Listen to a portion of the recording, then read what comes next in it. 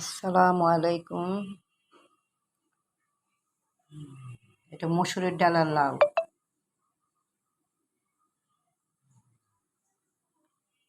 Decoration করে দিলাম ধনে পাতাটা।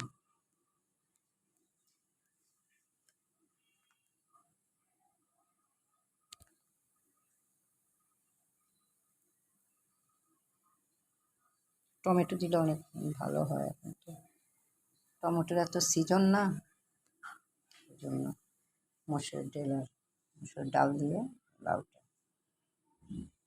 পাতলা, অনেক পাতলা করে খেলে শরীরে পানির অভাবে পূরণ হয়।